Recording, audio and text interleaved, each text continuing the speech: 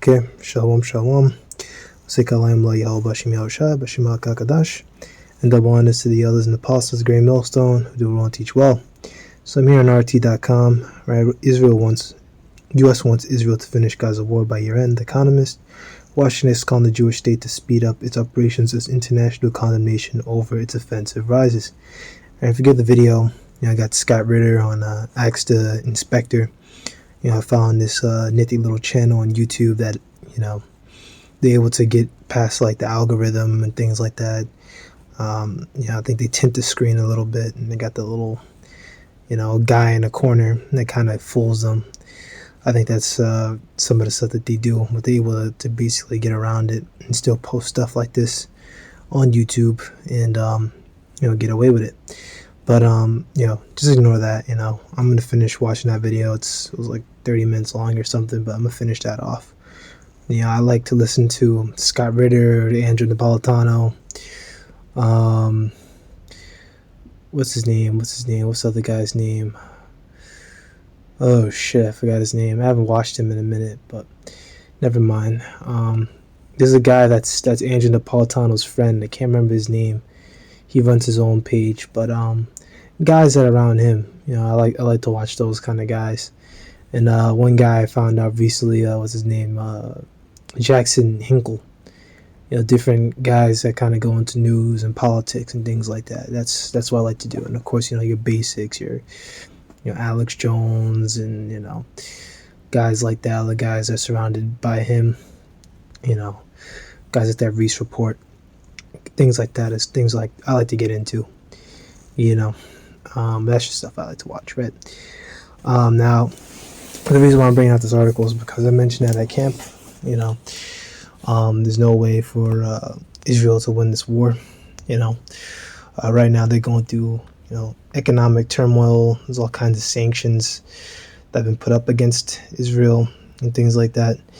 In terms of a global stage, Israel stepped on the toes of the UN. They made statements against the ICC, International Criminal Court. So right now the heat is on, and the diplomatic pressures are high, and that's why you see here U.S. Secretary of State Anthony Blinken meets with Israel Prime Minister Benjamin Netanyahu in Tel Aviv, Israel, on November 3rd, 2023. So that's happened already, but they just had that as an image. But this is what Washington, different advisors and things, secretaries. This is what they've all come up with. This is what the Pentagon has come up with. This is what needs to happen. This has to end by this year, because it's just gonna end horribly if America just lets them continue with this on. It would just put America more in the diplomatic isolated state, or more and more isolate America diplomatically, right? Which the damage is already done. So right now, this is basically them trying to save face. All right, so this is the book of Sirach 20:9. There's a sinner that hath good success in evil things, and there's a gain that turned to loss. All right, and that's what happened. They got into our land. And they divided it for a spoil. They parted asunder the Lord's land. All right, and this is in Joel, the 3rd chapter, and it's also Ezekiel 36, I believe, that goes into it as well. How Idumea will be in the land. They took over our land. Most of them came from Russia. They were Russian communists, a Western implant of Russian communists who came over there to, Israel, and they implanted them there with the aid of the Rothschilds and things like that. And they've always been like that, and they're still like that. All the land is owned by the Israel Land Authority, the ILA, things like that. You have the kibbutzes. It shows that communism is very much loved and admired in that land, and they were all originally communists, as I said before, from Russia. I think Golda Meir was Ukrainian.